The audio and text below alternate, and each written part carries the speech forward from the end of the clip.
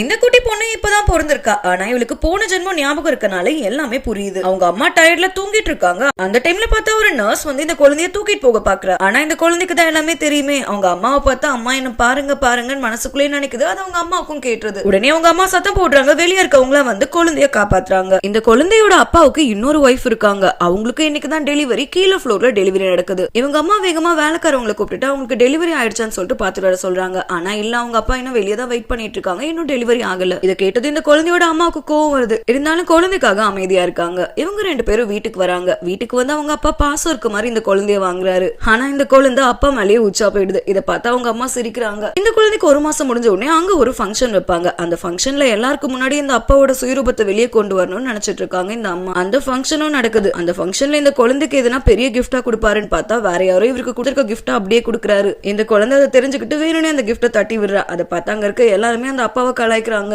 அந்த டைம்ல தான் இந்த அம்மா பாத்ரூம் போகணும்னு சொல்லிட்டு குழந்தைய அவங்க ஃப்ரெண்டு கிட்ட கொடுத்துட்டு போவாங்க. ஆனா ஃப்ரெண்டு கிட்ட இருந்து குழந்தைய வேலைக்காரி வாங்குறா. இது மாதிரி இந்த குழந்தையோட அம்மா தான் வாங்கிட்டு வர சொன்னாங்கன்னு சொல்லிட்டு அவ கடத்தி கொண்டு போய் அந்த குழந்தைய என்ன பண்றான்னு சொல்லிட்டு பார்ட் 2ல பார்க்கலாம். பார்ட் 2 பார்க்க மறக்காம சேனல் சப்ஸ்கிரைப் பண்ணி 1 மில்லியன் ஃபேமிலியில ஜாயின் பண்ணுங்க.